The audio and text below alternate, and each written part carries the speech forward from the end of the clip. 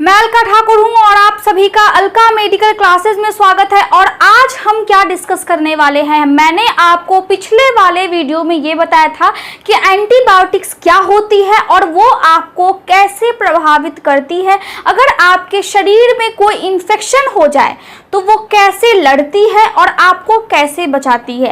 इसके साथ ही साथ मैंने एक दवाई के बारे में आपको बताया था और उसका नाम था पेनिसिलिन, जो कि एंटीबायोटिक्स में ही आता है। पेनिसिलिन भी एक एंटीबायोटिक्स है और इसके कितने प्रकार होते हैं मैंने वो भी आपको बताया था। लेकिन इस वीडियो में हम बात करने वाले हैं इसके यूजेस की, मतलब इसका उपयोग कहाँ कहाँ होता है। अगर पेनिसिलिन आपको दिया जाए खाने के लिए तो किस किस बीमारी में हम देते हैं, और साथ ही साथ अगर आप ज़्यादा मात्रा ले ले इसकी, या फिर अगर आप इसका उपयोग गलत तरीके से कर ले, गलत तरीके से खा ले, तो कैसे ये आपके बॉडी को, आपके शरीर को नुकसान पहुंचाएगी और आपकी जान भी ले सकती है। तो इसीलिए आप इस वीडियो को अच्छे से समझें ताकि आपको बहुत अच्छे से समझ में आए कि जो दवाइयां आप खाते हैं उनका क्या काम है और किस बीमारी में आपको क्या चीज़ दिया जा रहा है। चलिए अब हम स्टार्ट करते हैं कि पेनिसिलिन क्या होती है। मैंने आपको बताया था कि पेनिसिलिन एक एंटीबायोटिक है। अब यहाँ पे मैं आपको फिर से बता दूं कि एंटीबायोटिक का क्या मतलब है। एंटीबायोटिक का मतलब है ऐसा दवाई जो बैक्टीरिया के खिलाफ लड़ता है। अब बैक्टीरिया के खिलाफ कैसे लड़ेगा, नाम देखिए क्या है। पेनिसिलिन क्या है, एंटी। एंटी का मतलब होता है अगेंस्ट, मतलब किसी के खिलाफ। एंटी यहाँ पे फिर लिखते हैं बायोटिक्स, एंटीबायोटिक्स।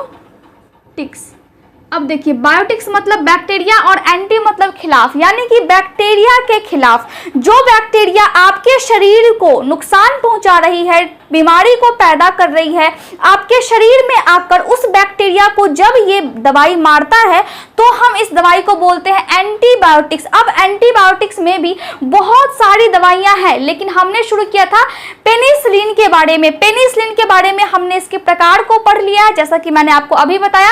अब हम समझेंगे कि पेनिसिलिन हम यूज कहाँ करते हैं। अब यूज करने से पहले इसका काम समझ ले कि ये काम कैसे करता है। पेनिसिलिन ग्राम पॉजिटिव और ग्राम नेगेटिव।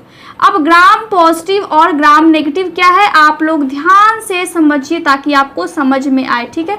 ग्राम पॉजिटिव और ग्राम नेगेटिव वाले बैक्टीरिया को ये किल कर देता है। तो kill gram positive and gram negative bacteria. चलिए यहाँ पे हमने ये भी लिख लिया।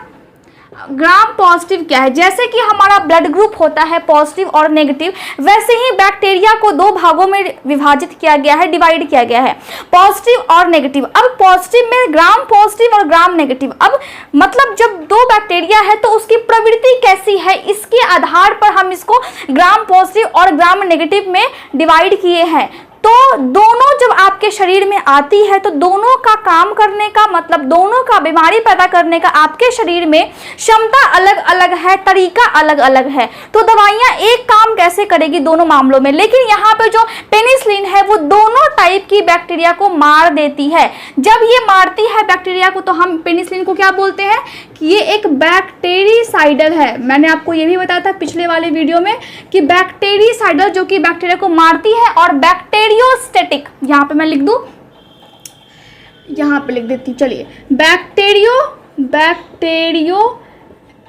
बैक्टीरियोस्टैटिक का मतलब होता है कि जो बैक्टीरिया की ग्रोथ को, मतलब बैक्टीरिया की संख्या जो आपकी बॉडी में बढ़ रही है उसके ग्रोथ को अगर वो कम कर दे, उसको बढ़ने से अगर रोक दे, तो उस वाले दवाई को हम बोलते हैं कि बैक्टीरियोस्टैटिक है। और जो दवाई आपकी बॉडी में जो भी बैक्टीरिया है जो आकर के बीमारी को पैदा करती है उसको सीधे मार दे, उसको हम बोलते हैं बैक्टीरिसाइडल।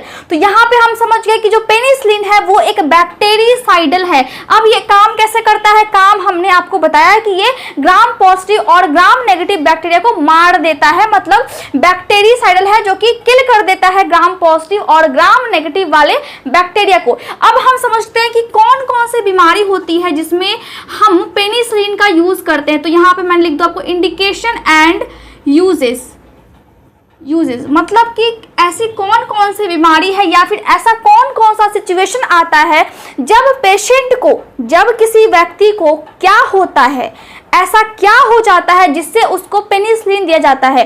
क्योंकि एक पेनिसिलिन है लेकिन उसका जो काम है, उसका जो यूजेस है वो अलग अलग है। ठीक है, तो सबसे पहले हम यहाँ पे देखते हैं न्यूमोनिया अगर किसी को हो जाए, निमोनिया के बारे में भी मैंने आपको बहुत अच्छे से बताया, आप जा करके उस वाले लेक्चर को देख सकते हैं। तो निमोनिया की अगर हो जाए किसी व्यक्ति को, तो उस केस में हम देते हैं पेनिसिलिन को, और भी दवाइयाँ हम देते हैं, लेकिन हम पेनिसिलिन को भी देते हैं। दूसरा क्या है, निमोनिया के बाद मेनिंजोकोक्कल मेनिंजाइटिस। देखिए, मेनिंजोकोक्कल मेनिंजाइटिस ये ब्रेन में होने वाला प्रॉब्लम है। अगर इस प्रॉब्लम की हम बात करेंगे तो बहुत लंबा हो जाएगा वीडियो, लेकिन आप इतना समझिए कि ये जो है, इसमें ब्रेन में, हमारे दिमाग में, अंदर में सूजन हो जाती है, ठीक है। तो उसको हम बोलते हैं मेनिंजोकोक्कल मेनिंजाइटिस। अब हम इसमें कौन सी दवाई देते हैं, पेनिसिलिन में ही एंटीबायोटिक्स है सल्फोनामाइड्स हम इसमें देते हैं। अब मैंने यहाँ पे सल्फोनामाइड्स क्यों लिखा, क्योंकि ये जो एंटीबायोटिक्स है इसी में हम आते हैं सल्फोनामाइड्स, लेकिन पेनिसिलिन भी हम देते हैं जब मेनिंजोकोक्कल मेनिंजाइटिस हो जाता है तो, ठीक है। तीसरा क्या है हमारा, तीसरा सेक्सुअली ट्रांसमिटेड डिजीज, जो सेक्स करने से जो डिजीज फैलती है, सेक्सुअली ट्रांसमिटेड डिजीज, जिसमें हमारा क्या आता है, जिसमें हमारा आता है सिफिलिस, ठीक है। इसके अलावा है गोनोरिया। चलिए, सेक्सुअली ट्रांसमिटेड डिजीज जिसमें सिफिलिस आता है और गोनोरिया आता है, और ये ऐसा बीमारी है जो सेक्स करने की वजह से फैलता है, ठीक है।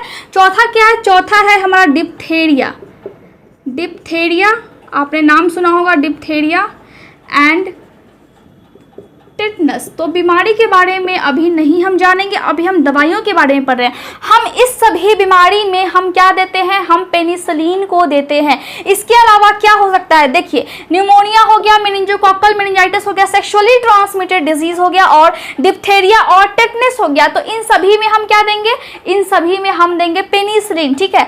अब यहाँ पे देखिए, जब निमोनिया होता है तो हम बेंजाइन पेनिसिलिन जी देते हैं। मैंने आपको बताया था कि पेनिसिलिन का ये एक प्रकार है जिसको हम क्रिस्टलीन पेनिसिलिन भी बोलते हैं। क्या बोलते हैं, क्रिस्टलीन पेनिसिलिन, ठीक है। पी मैंने लिख दे। तो इसको हम कैसे देंगे, इसको हम IM देंगे, मतलब इंट्रामस्कुलर, या फिर 4 घंटे पे हम इसको देंगे IM, या फिर हम इसको सबक्यूटेनियस दे सकते हैं। क्या दे सकते हैं, सबक्यूटेनियस। क्या दे सकते हैं हम, IM और सबक्यूटेनियस हम दे सकते हैं। किसको हम दे सकते हैं, निमोनिया में। अगर निमोनिया किसी को हो जाए तो पेनिसिलिन का हम कौन सा प्रकार देंगे, पहला वाला जो कि नेचुरल पेनिसिलिन था, हमने बताया था आपको, उसमें हम क्या देंगे, उसमें हम देंगे क्रिस्टलीन पेनिसिलिन, जिसको हम बेंजाइल पेनिसिलिन जी भी बोलते हैं। और हम इंट्रामस्कुलर मतलब मसल्स में, मांसपेशियों में हम ये दवाइयाँ देंगे, और साथ साथ हम सबक्यूटेनियस देंगे, और 4 घंटे पे हमें ये देना है, ठीक। इसके अलावा क्या हुआ, मैंने बता दिया आपको ये सभी। इसके अलावा क्या, इंडिकेशन एंड यूजेस के बाद अगर हम देखते हैं कि अगर आप इसकी बहुत ज़्यादा मात्रा खाते हैं तो फिर आपके बॉडी में क्या क्या प्रॉब्लम आती है। देखिए, कोई भी अगर दवाई है, आप उसका अगर ज़्यादा डोज ले लेंगे, कोई अगर व्यक्ति आपको उस दवाई का ज़्यादा डोज अगर खिला दे, तो आपके बॉडी में प्रॉब्लम होना स्वाभाविक है, क्योंकि कोई भी चीज़ ज़्यादा हानिकारक करती है तो हम उसको क्या बोलते हैं, हम उसको बोलते हैं क्या, हार्मफुल इफेक्ट क्या क्या है, हार्मफुल इफेक्ट क्या क्या है पेनिसिलिन का। तो पहला हम ये देखते हैं कि अगर आपके बॉडी में बहुत ज़्यादा पेनिसिलिन का डोज गया हुआ है तो नेफ्रोटॉक्सिक हो जाएगा। इसका मतलब क्या है, नेफ्रोटॉक्सिक का मतलब क्या है कि आपकी जो किडनी है, मैंने आपको बताया था कि किडनी में छोटे छोटे से नेफ्रॉन होते हैं। क्या होते हैं, नेफ्रॉन की स्पेलिंग क्या है, NEPHRON, नेफ्रॉन। अब उसका जो स्ट्रक्चर है वो कैसा है, कटोरी जैसा था, मैंने आपको बताया था, इसे घुमा हुआ सा। तो ऐसा जो स्ट्रक्चर है वो बहुत सारा मिलकर के किडनी बनाया हुआ है, ठीक है। एक किडनी बहुत सारे इस टाइप के स्ट्रक्चर से मिलकर के बनी हुई है, और दूसरी किडनी भी बहुत सारे इस टाइप के स्ट्रक्चर से मिलकर के बनी हुई है। लेकिन यहाँ पे हम क्या देखते हैं कि नेफ्रोटॉक्सिक हो जाता है। अब नेफ्रोटॉक्सिक जब होगा तब बहुत ज़्यादा आप डोज ले लेंगे, तब ऐसी सिचुएशन आएगी और आपकी किडनी पे असर पड़ेगा। अब दूसरा ऐसा कौन सा चीज़ है जिससे ये आपको और ज़्यादा नुकसान पहुंचाती है, तो दूसरा क्या है हमारा, दूसरा है हमारा क्या, हाइपर सेंसिटिविटी। Hyper sensitivity. अब हाइपर सेंसिटिविटी का मतलब क्या है? अगर आप कोई दवाई खाते हैं या फिर अगर आप कोई ऐसी चीज खाते हैं, जैसे कि मान लीजिए कि बहुत सारे लोगों में बादाम से एलर्जी होती है, तो जब बादाम से एलर्जी होती है तो खाते ही तो नहीं हो जाता है पूरे बॉडी में एलर्जी, या फिर खाते ही तो आपको लाल लाल सा दाना तो नहीं निकलता है, कुछ समय लगता है। तो जब कुछ समय लगता है तो हम उसको बोलते हैं डिलेड, DELAYED, डिलेड मतलब कुछ टाइम लगा रिएक्शन होने में। और दूसरा क्या है? दूसरा है क्विक, मतलब आपने कुछ खाया, आपने कुछ दवाई ली और तुरंत वो आपको रिएक्शन कर गया, आपकी सांसें रुक गई, आपके बॉडी में रिएक्शन आना स्टार्ट हो गया, आपको चक्कर आने लगा, आपके बॉडी में रेड रेड से दाने निकलने लगे, रैशेस होने लगे। तो अचानक से जब होता है तो हम बोलते हैं क्विक। तो हाइपर सेंसिटिविटी मतलब बहुत ज्यादा जब आप किसी चीज से सेंसिटिव हो जाते हैं, उसको हम बोलते हैं हाइपर सेंसिटिविटी। तो जब ऐसा केस होता है तब भी हम, ऐसा केस क्या होता है? ऐसा केस तब होता है जब आप पेनिसिलिन का डोज बहुत ज्यादा ही ले लेते हैं, ठीक है, तो हाइपर सेंसिटिविटी हो जाता है, उस दवाई से आपको एलर्जी होने लगती है। जब ऐसा होता है तो हाइपर सेंसिटिविटी अगर ज्यादा सीवियर नहीं है, ज्यादा अगर खतरनाक नहीं है, तो 3 केस हमें देखने को मिलता है। 3 केस। पहला क्या है? अर्टिकेरिया। अर्टिकेरिया का मतलब क्या है? जिसको हम हाइव्स भी बोलते हैं, HIVES। अब हम इसको हाइव्स क्यों बोलते हैं? देखिए, अर्टिकेरिया का मतलब होता है कि जब आपने इसकी डोज ज्यादा ले ली है, पेनिसिलिन की डोज आपने गलती से ही सही ज्यादा ले ली है, तो आपके बॉडी में लाल लाल सा दाना निकलना स्टार्ट हो जाएगा, पूरा लाल लाल हो जाएगा। ये स्किन है, स्किन के ऊपर पूरा आपको लाल लाल सा दिखेगा, ठीक है, दाना हो या फिर वो चपटा टाइप का लाल लाल सा पूरा आपके बॉडी में होने लगे और आपके पूरे फेस सब पे आपके होने लगे, तो हम उसको हाइव्स भी बोलते हैं और अर्टिकेरिया भी हम उसको बोलते हैं, ठीक है। दूसरा क्या है? दूसरा है सीरम सिकनेस, मतलब आपके ब्लड में पेनिसिलिन की वजह से इन्फेक्शन हो जाता है, ठीक है, उसको हम क्या बोलते हैं? उसको हम बोलते हैं सीरम। सीरम का मतलब ब्लड और सिकनेस का मतलब बीमार, मतलब जब आपका ब्लड बीमार हो गया, तो ब्लड कैसे बीमार होगा? जब ब्लड में इन्फेक्शन होगी, तब जब आप पेनिसिलिन की मात्रा जरूरत से ज्यादा ले लेंगे तब, ठीक है। तीसरा क्या होगा? ड्रग फीवर हम बोलते हैं।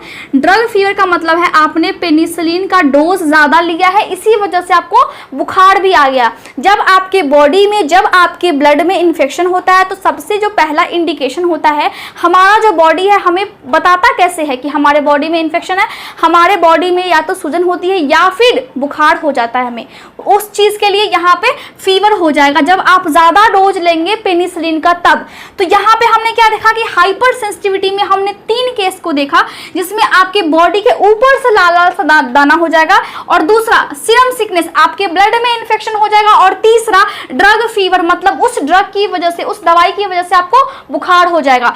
चलिए अब क्या है? अब तीसरा हम देखते हैं anaphylactic shock. Anaphylactic shock. Anaphylactic shock का मतलब क्या है? एनाफाइलेक्टिक शॉक का मतलब है कि इस टाइम में आपको बहुत ज़्यादा इन्फेक्शन हो जाता है बॉडी में, ठीक है, अचानक से किसी चीज़ से आपको बहुत ज़्यादा एलर्जी होने लगती है।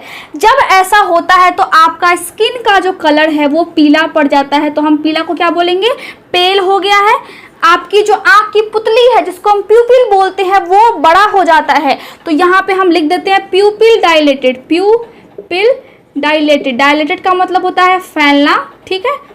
बीपी लो हो जाता है, यहाँ पे हमने ये भी लिख दे, चलिए बीपी लो हो गया, और जब बीपी लो होगा तो पेशेंट गिर जाएगा, उसको चक्कर आएगा, और जब उसको चक्कर आएगा उस समय उसकी आँख की जो पुतली है वो बड़ी बड़ी सी हो जाएगी, ठीक है। ये चीज़ें आप समझिए कि एनाफाइलेक्टिक शॉक का मतलब होता है कि एलर्जी भयानक वाली हो जाती है, बहुत सीवियर एलर्जिक हो जाती है। तो जब सीवियर होती है तो हमें ये सभी लक्षण देखने को मिलते हैं, और इंसान मर भी सकता है अगर पेनिसिलिन की डोज बहुत ज़्यादा आपके बॉडी में जाए, तो आप मर भी सकते हैं। कोई भी व्यक्ति इससे बच नहीं सकता है अगर समय पर इलाज नहीं किया गया तब, ठीक है। तो मैंने आपको क्या बताया कि स्किन पीला हो जाता है, प्यूपिल डायलेटेड हो जाता है, बीपी लो हो जाता है, चक्कर खा करके वो गिर जाता है।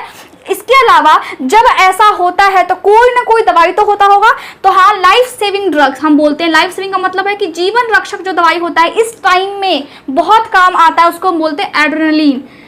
एड्रेनलिन, जिसको हम एपिनेफ्रिन भी बोल सकते हैं, एपिनेफ्रिन हम इसको बोलते हैं, ठीक है। ये जो दवाई है, ये दवाई हम देते हैं, और इन दवाई के अलावा हम क्या दे सकते हैं? डेक्सामिथेसोन और हाइड्रोकॉर्टिसोन और हाइड्रोकोर्टिसोन। अब हम ये दवाइयाँ भी दे सकते हैं। तो एड्रेनलिन, जिसको हम एपिनेफ्रिन बोलते हैं, जब आपके बॉडी में बहुत सीवियर रिएक्शन हो जाता है तो हम ये दवाइयाँ देते हैं। और उसके साथ साथ हम डेक्सामेथासोन दे सकते हैं या फिर हाइड्रोकोर्टिसोन दे सकते हैं। देखिए, दवाई का नाम थोड़ा सा हार्ड है, लेकिन आपको याद तो करना ही पड़ेगा क्योंकि संघर्ष ही जीवन है। चलिए, यहाँ पे आपको दवाइयाँ थोड़ा सा मुश्किल लग रहा होगा, लेकिन आपको याद तो करना पड़ेगा। चलिए, यहाँ पे हमने क्या देख लिया, यहाँ पे हमने देख लिया कि जब ऐसा होता है तब हम ये दवाई दे सकते हैं। इसके अलावा क्या हो जाता है, अगर पेनिसिलिन की मात्रा ज़्यादा आ जाए हमारे बॉडी में, ज़्यादा हम उसकी खुराक ले ले तो एब्सेस बन सकता है। एब्सेस का मतलब क्या होता है, एब्सेस का मतलब होता है पस। अब पस कहीं भी बन सकता है, आपके बॉडी में पस कहीं भी बन सकता है।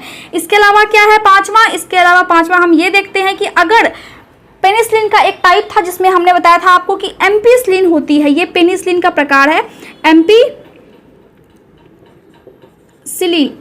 होती है। अगर ये बॉडी में ज़्यादा मात्रा में आप अगर इसको ले लेंगे तो आपके बॉडी में ये क्या करेगी, आपके बॉडी में ये भी रुकावट पैदा करेगी, ये भी आपके बॉडी में एलर्जी क्रिएट करेगी, एलर्जी इससे होगा। तो इस तरह हम देखते हैं कि ये जो सभी ड्रग्स है उसकी कुछ न कुछ एक मात्रा होती है। इसीलिए डॉक्टर आपको बोलते हैं कि आपकी जो खुराक है जितनी आपको बोली जाए उतना ही आपको लेना है। जिस समय पे आपको बोला जाता है उस समय पे ही आपको लेना है, क्योंकि जो दवाइयाँ होती है उससे खेल करने की ज़रूरत नहीं है। वो अगर इधर से उधर हो जाए तो आपके बॉडी को, आपके जीवन को बहुत ज़्यादा नुकसान पहुंचा सकती है। जब भी हम कोई दवाई के बारे में पढ़ते हैं तो पहले हम उस दवाई के बारे में बताते हैं, फिर उस दवाई का काम क्या है, मतलब मैकेनिज्म ऑफ एक्शन क्या है ये बताते हैं, उसका यूजेस कहाँ कहाँ पे है, किस किस बीमारी में यूज़ किया जाता है ये बताते हैं। जैसा कि मैंने आपको यहाँ पे बताया कि साइड इफेक्ट का मतलब हार्मफुल इफेक्ट, या फिर हम इसको साइड इफेक्ट्स भी बोल सकते हैं। तो साइड इफेक्ट क्या क्या है, अब साइड इफेक्ट से बचने के लिए आपने बता दिया कि साइड इफेक्ट ये है, और कभी कभी दवाइयाँ भी आपको लिखनी पड़ती है। इसके अलावा हम क्या प्रिकॉशन कर सकते हैं,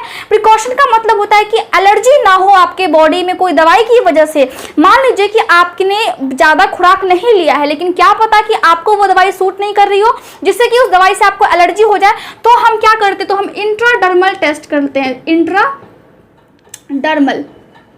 इंट्राडर्मल हम टेस्ट करते हैं। ये नसों में दवाइयाँ नहीं हम देते हैं इसमें, ठीक है, वेन्स में हम नहीं देते हैं, हम स्किन के अंदर देते हैं। और अगर आपको एलर्जी होगी तो वहाँ पे सूजन आपको दिखेगा, जिससे आपको पता लग जाएगा कि आपको उस दवाई से एलर्जी है। और उस दवाई की हम थोड़ी सी मात्रा यहाँ पे स्किन के अंदर देते हैं इंजेक्शन के माध्यम से, ठीक है। तो ज़्यादा नहीं देते हैं, उतनी देते हैं जितना कि आपका बॉडी उससे लड़ पाए, एकदम थोड़ा सा देते हैं ताकि रिएक्शन हम देख पाए। तो प्रिकॉशन के लिए हम उसके उपाय के लिए ऐसा कर सकते हैं, सावधानी हम बरत सकते हैं, उसको हम बोलते हैं प्रिकॉशन। तो हम बाद में दिखते हैं प्रिकॉशन की आप अगर इंट्राडर्मल टेस्ट करेंगे तो पेनिसिलिन की मात्रा आपकी बॉडी में कितनी जाएगी जिसके कारण आपको एलर्जी नहीं होगी, ये हम पहले ही पता लगा सकते हैं टेस्ट के माध्यम से। इसके बाद हम क्या कर सकते हैं, हमने ये देखा कि ट्रीटमेंट, मतलब अगर पेनिसिलिन दवाई है तो किस किस बीमारी में, हमने आपको बताया कि किस किस बीमारी में आपको यूज करना है। तो लास्ट में आपको एक लाइन यहाँ पे एग्जामिनेशन के व्यू से आपको ट्रीटमेंट भी लिखना है, जिसमें आपको ये बताना है कि एनाफाइलेक्टिक शॉक अगर हो जाए जिसमें हमने ये देना है। उसके अलावा हम ये भी दे सकते हैं, ये भी दे सकते हैं। इसके अलावा हम ये बोल सकते हैं कि ज्यादा हमें डोजेस नहीं लेनी है। इस तरह आप दवाइयों को अलग अलग करके जब आप लिखेंगे उसका काम, उसका क्या साइड इफेक्ट है, तो आपको बहुत अच्छे मार्क्स मिलेंगे, ठीक है। तो इस तरह मैं समझती हूँ कि आपको आज का जो टॉपिक है वो बहुत अच्छे से क्लियर हो सका होगा। Thank you so much for watching my video.